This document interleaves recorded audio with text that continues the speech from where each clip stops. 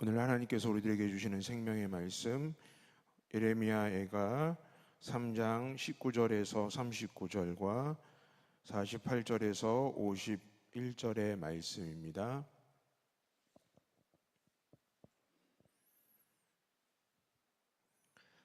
저와 여러분 한 절씩 교독하겠습니다.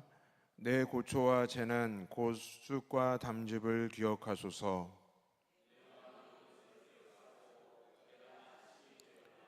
이것을 내가 내 마음에 담아두었더니 그것이 오히려 나의 소망이 되어싸움은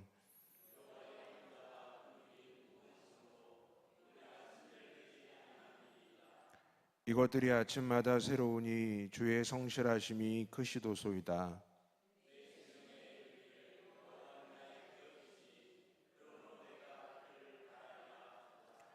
기다리는 자들에게나 구하는 영혼들에게 여호와는 선하시도다.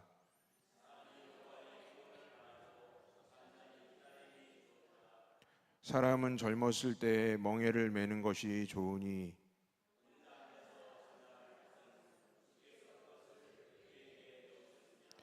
그대의 입을 땅에 티끌에 댈지어다. 혹시 소망이 있을지로다.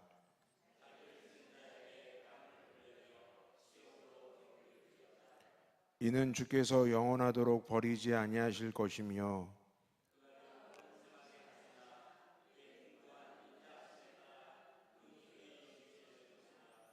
주께서 인생으로 고생하게 하시며 근심하게 하심은 본심이 아니시로다.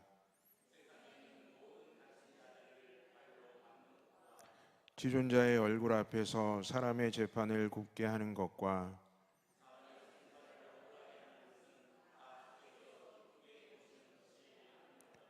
주의 명령이 아니면 누가 이것을 능히 말하여 이루게 할 수 있으랴.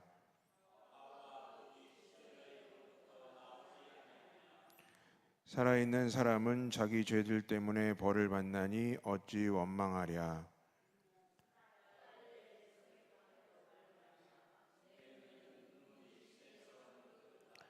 내 눈에 흐르는 눈물이 그치지 아니하고 쉬지 아니하며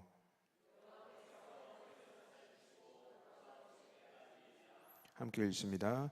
나의 성읍의 모든 여자들을 내 눈으로 보니 내 심령이 상하는 도다. 아멘. 이 시간 분당구역 찬양으로 하나님께 영광 돌리겠습니다.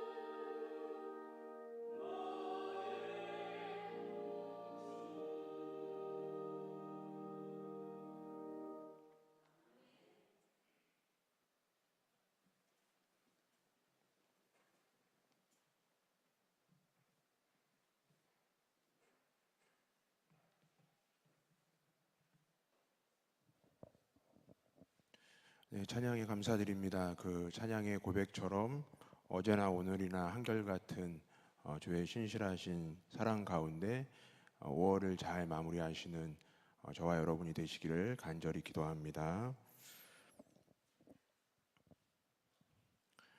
예레미야 애가라는 것 자체가 말 그대로 슬픈 노래입니다.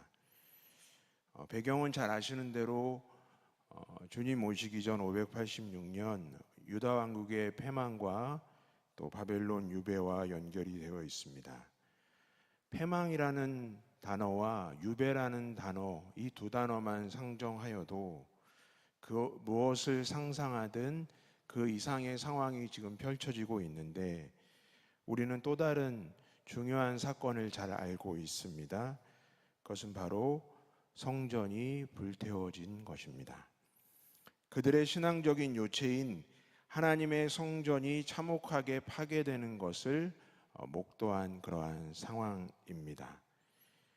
5장의 노래 중 특별히 3장은 시인은 나라는 1인칭 대명사를 사용하며 전쟁으로 폐허가 되어버린 예루살렘의 그 아픔을 노래합니다. 이것은 압도적인 비애이며 뼛속 깊은 실존적 아픔을 경험하는 것이었습니다. 이 모든 상황들이 제목과도 연결되어지는데요. 예레미야 애가의 히브리어 제목이 에이카, 그 에이카의 뜻이 무엇이냐면 어찌하여입니다. 의문을 던지는 것이지요. 어찌하여 왜 이렇게 됐고 어찌하여 이 나라의 상황이 이렇게 됐는가라는 것이 원래 그 책의 원 제목입니다. 두 절의 말씀을 보시면 아마 지금 이때의 상황들을 알 수 있을 것 같은데요. 3절에 날이면 날마다 이 몸만 내려치시는구나.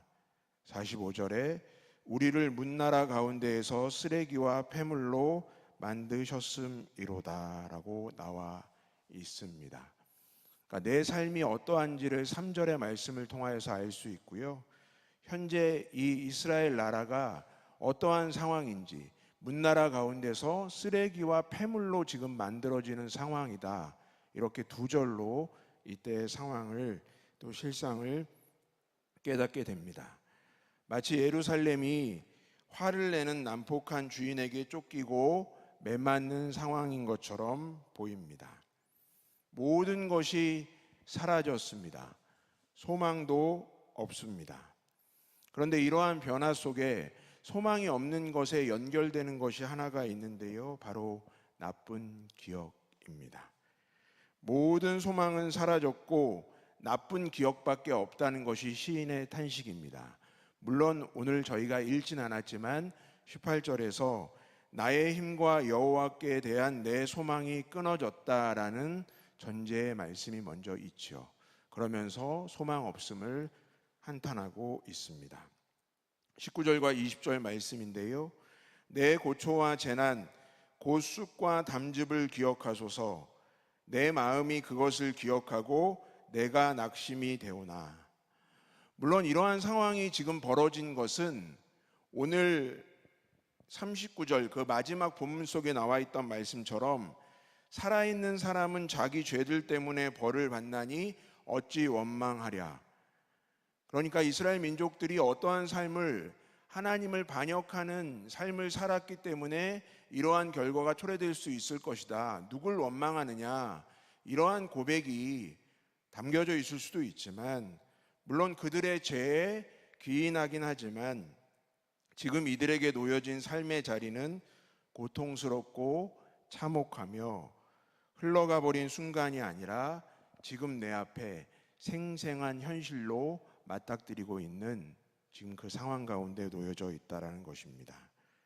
자연스레 누구나 비참함과 우울함과 낙심으로 연결될 수밖에 없다라는 것이죠. 사랑하는 교우 여러분, 소망의 사라짐과 나쁜 기억의 떠오름, 후회가 교차하는 지점, 여러분들의 인생 가운데 있지 않으셨습니까?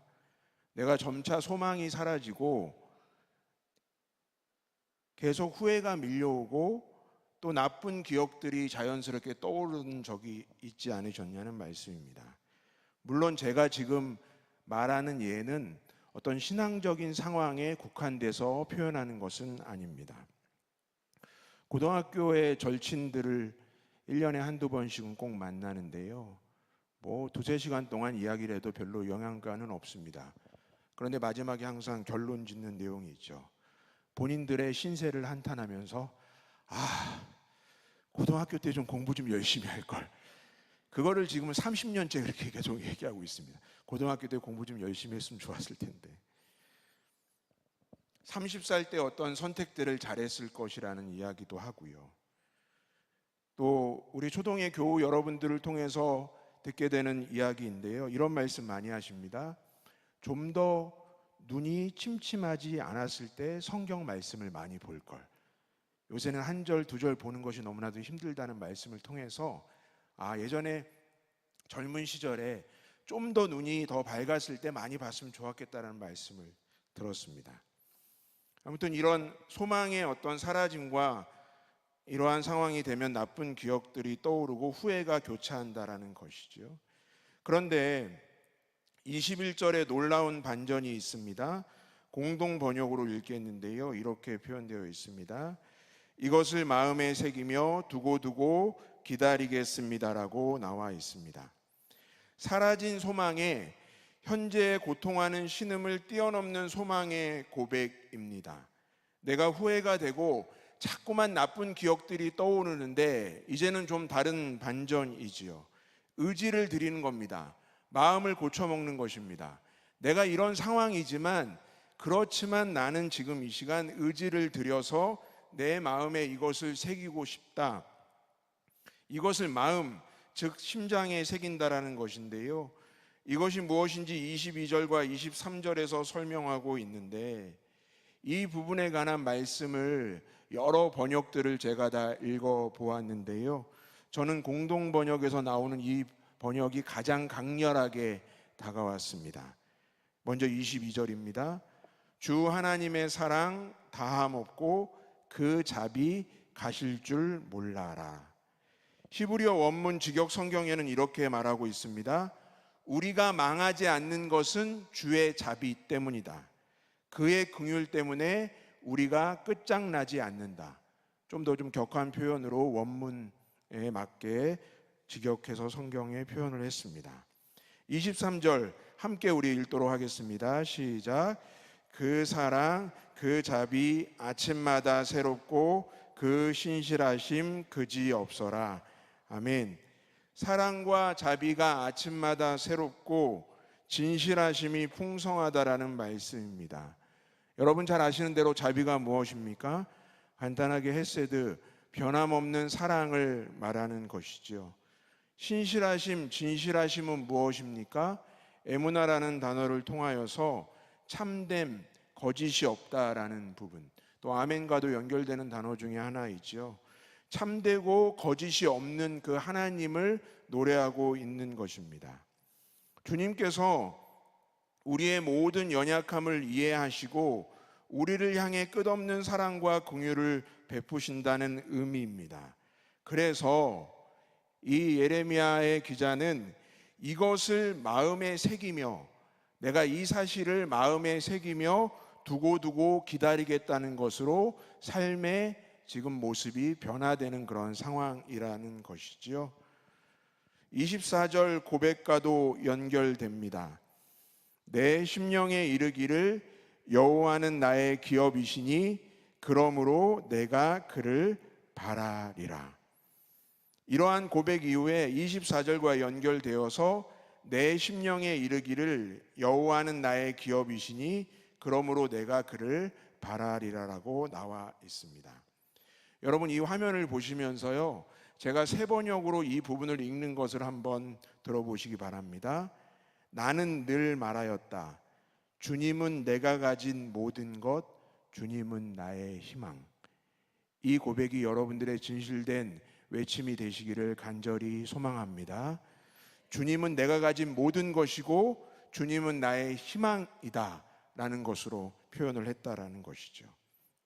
다시 이 개역개정으로 돌아왔어요. 여호와는 나의 기업이시니라고 말씀하였습니다. 여러분들 잘 아시는 대로 기업이 무엇입니까? 땅, 집, 어떤 노예 등 주종관계에서 수요자에게 받는 것을 우리는 기업이라고 나타냅니다. 왕이 신하에게 줄 수도 있고요, 아비가 자녀에게 줄 수도 있고. 그런데 중요한 것이 한 가지가 있습니다. 기업은 단순히 소유권 개념으로 계산해서는 안 되는 것입니다. 그것으로 바라보면 안 되는 것입니다. 내 기업을 내 자녀에게 주었다, 내가 하나님께 받았다, 단순히 물려받은 이제는 내 것이다 라는 그런 어떤 생각이 아니고요, 기업은요, 우리는 그저 내가 소유할 수 있는 부분이 아니라 받아 누리는 것뿐이라는 것입니다. 기업은 하나님께서 허락하시는 것입니다. 즉, 내가 하나님을 바라면 소망의 근원 되시는 하나님께서 우리에게 날마다 자비와 사랑과 은혜, 즉 기업을 베풀어 주신다라는 것입니다. 그래서 나의 몫은, 나의 기업이 뭐라고 고백합니까? 여호와는 나의 기업이시니. 내가 받았으면 이제 내 거죠. 그걸 소유 개념으로 따지면 내 것이라고 하지 않고 여호와는 나의 기업이시오, 영원한 소유주는 하나님이시고 우리는 그것을 받아 누리는 사람이라는 것입니다. 그러니 나의 기업이 하나님의 고백으로 연결되기 때문에 그래서 우리는 더욱더 주님을 기다릴 수밖에 없다라는 것입니다. 주님이 주셔야, 주님이 허락하셔야, 주님이 나의 기업이 되셔야 하기 때문이죠. 지혜자의 충고라 불리는 25절부터 30절 말씀에서 우리는 28절부터 30절까지의 말씀 보도록 하겠습니다. 제가 봉독합니다. 혼자 앉아서 잠잠할 것은 주께서 그것을 그에게 메우셨음이라. 그대의 입을 땅에 티끌에 댈지어다. 혹시 소망이 있을지로다. 자기를 치는 자에게 뺨을 돌려대어 치욕으로 배불릴지어다 라고 나와 있습니다. 그러니까 이러한 고백들을 하는 사람들이 지혜자의 충고처럼 어떻게 살아야 하는지를 우리에게 나타내주고 있는데요, 첫 번째 줄에 뭐라고 나와 있습니까? 잠잠코 있으라라고 나와 있습니다. 혼자 앉아서 잠잠하라. 내가 어떤 상황이든 어떤 위험과 수령에 놓여 있더라도 잠잠하라는 것입니다. 여러분, 왜 그렇습니까? 하나님께서 메우신 것이기 때문입니다. 잠잠코 있으라. 여러분, 잠잠하라는 말씀을 들었을 때 우리는 다 알고 있습니다. 이 말은 넋놓고 기다리라는 말이 아니라 깨어 기다리라는 뜻입니다.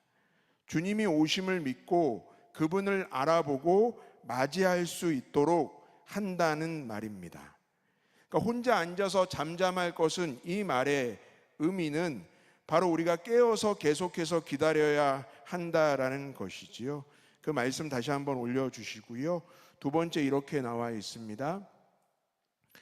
티끌에 입을 댄다라고 나와 있습니다. 티끌에 입을 대다. 가장 낮은 자리에 내려가라는 의미입니다. 겸손하게 가라는 것입니다. 그대의 입을 땅에 티끌에 댈지어다라는 부분들은 우리가 사여있는 어떤 삶의 자리 가운데 언제나 낮은 자리에 내려가며 겸손하게 가라는 것이죠. 하나님께 맡기라는 것이죠. 사랑하는 교우 여러분, 여러분들의 몸과 마음을 움직이는 가장 강력한 동기가 무엇입니까? 여러분들의 몸과 마음을 움직이는 가장 강력한 동기요? 성공의 열망입니까? 아니면 나를 괴롭히는 사람, 힘들게 하는 사람, 여러분들을 억누르고 있는 상황에 대한 분노와 해결 방안입니까? 아니면 나만이 알고 있는 특별한 인생의 비법입니까? 아닙니다, 여러분. 오직 주님을 두려워하는 마음이 저와 여러분의 모든 발걸음의 결정적인 동기가 되어야 합니다. 그래서 우리의 입을 땅의 티끌에 대야 한다라는 것이죠. 또 하나 말씀이 나옵니다. 자기를 치는 자에게 뺨을 돌려대어 치욕으로 배불릴지어다. 누가 때리거든 뺨을 돌려대고 누가 욕하거든 달게 받으라는 것, 복음서에 주님의 말씀이 떠오르기도 합니다만 사실은 이 말씀 또한 더욱 이해할 수가 없는 명령인 것 같습니다.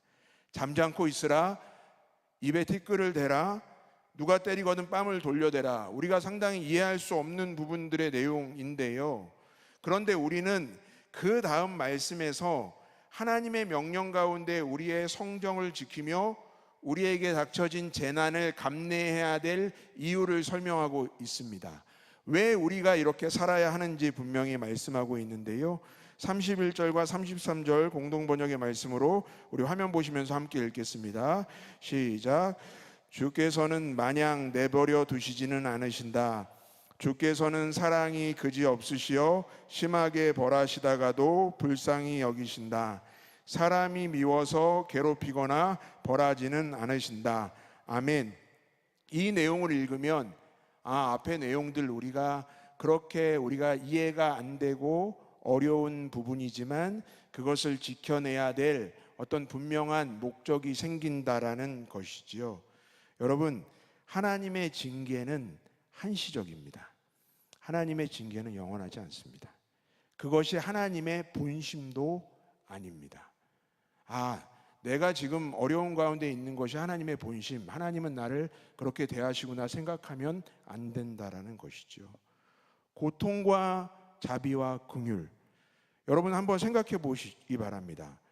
무엇이 더 큽니까? 심하게 벌하시는 것이 크십니까? 아니면 불쌍히 여기심이 크십니까? 내 삶에 내 안에 있는 고통이 큽니까? 아니면 하나님의 자비와 긍휼이 큽니까? 초등학교 1학년 우리 어린이부 친구들에게 물어봐도 분명히 대답할 수 있는 내용이지요. 그들이 인생을 별로 안 살아봤기 때문에 아직 인생의 쓴맛을 몰라서 그렇습니까? 아니요. 고통과 하나님의 자비와 긍휼은 비교할 수 있는 대상이 아니라는 것이지요. 그분은 정글 속에서도 길을 내시는 분이시며 천벌이 아닌 그 징계와 어려운 가운데서도 생명의 지경으로 선한 길로 우리를 이끌어 주신 분이심을 믿으시기 바랍니다. 우리가 미워서요 괴롭히거나 벌하시는 분이 절대 아닙니다. 미워도 다시 한 번이요? 아닙니다. 미워도 계속입니다. 미워도 끝까지입니다. 보고 있어도 우리를 보고 싶어 하십니다.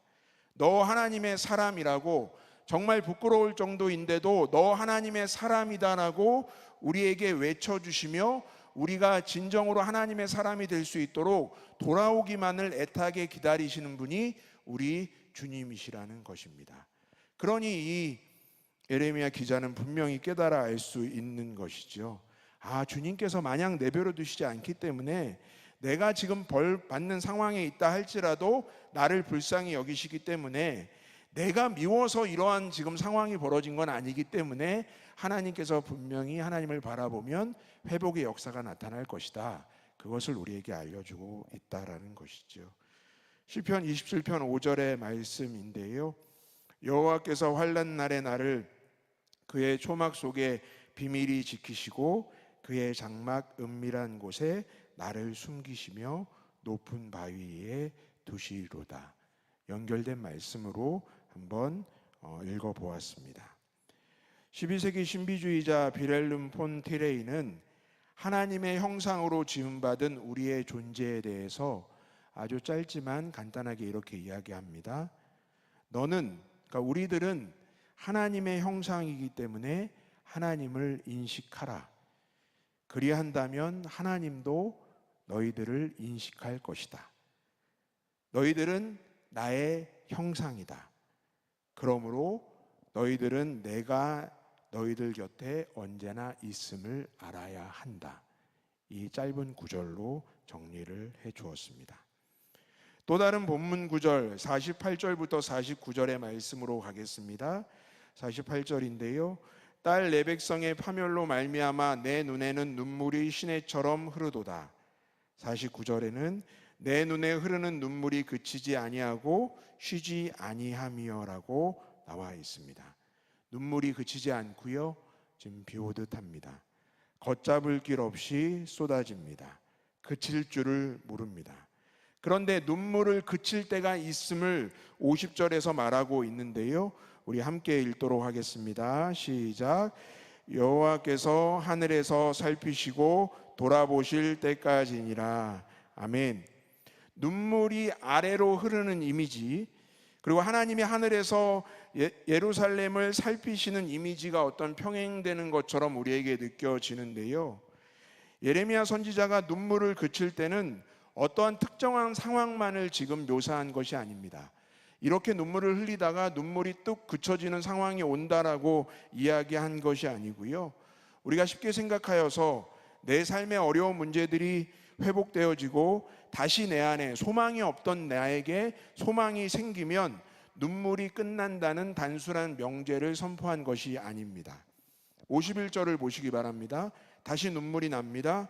성읍에서 터져나오는 여자들을 보니 울음소리에 또 다른 성경의 표현으로 눈알이 쓰라려 견딜 수가 없을 정도로 지금 눈물이 흘러옵니다.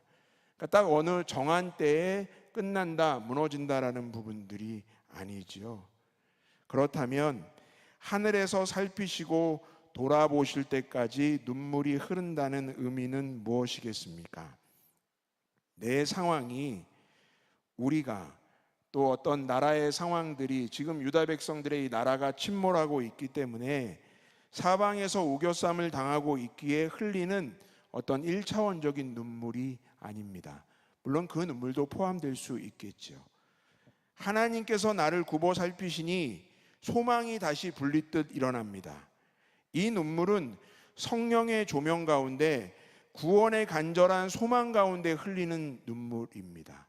내 상황 때문에 흘리는 1차원적인 눈물이 아니라 그럼에도 불구하고 하나님께서 나를 굽어 살피시고 계시니 내 안에 소망이 불리듯 일어나고 내가 구원의 하나님을 간절히 다시 바라볼 수 있습니다라는 그 감격의 눈물이 지금 일어나고 있는 상황이라는 것입니다.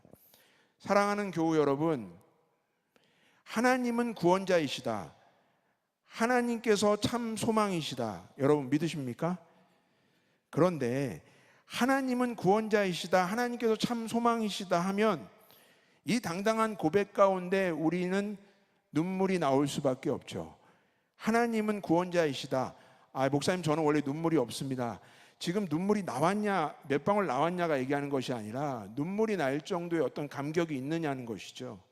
하나님은 구원자이시다, 하나님께서 참 소망이시다라는 눈물의 고백이 분명히 있는데 이 눈물이 내가 겪고 있는 고통과 소망이 없는 것을 상쇄시키지 못한다면, 하나님은 구원자이시고 참 소망이시다라는 것이 내가 있는 고통과 소망 없음보다 못하다면, 그것을 뒤엎을 수 없다라고 한다면 우리의 신앙은 굉장한 지금 적신호입니다.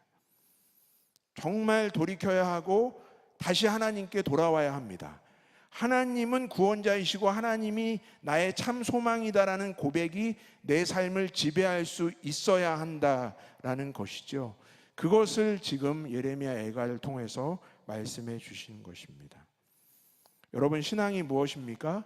숱하게 많은 말로 표현할 수 있겠죠. 그런데 저는 이 말씀을 묵상하면서 이렇게 한번 적어보았습니다.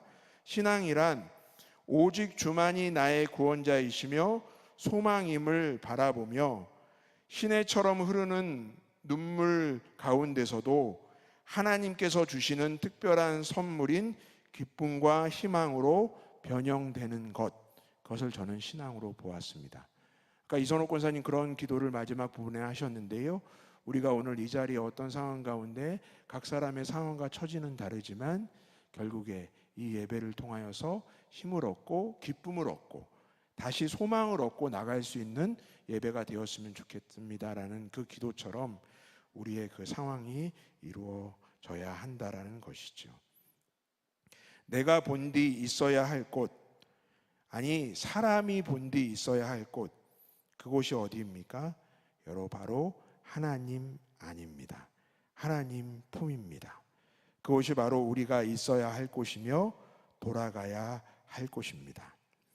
하나님을 향한 간절한 우리의 눈물은 하나님을 진정으로 만나게 되는 통로가 되고요, 그 안에서 우리는 하나님의 굽어 살피심을 통하여서 힘을 얻어 이렇게 당당하게 선포할 수 있을 것 같습니다. 세 번역으로 읽겠는데요, 예레미야 애가 5장 19절 말씀 함께 읽도록 하겠습니다. 주 하나님, 영원히 다스려 주십시오. 주님의 보좌는 세세토록 있습니다. 아멘. 주 하나님께서 영원히 다스려 주심을 통하여서 주님의 변하지 않는 그 아름다운 역사를 통하여서 우리는 힘을 얻고 다시금 희망을 외치며 또 기쁨으로 살아가겠노라.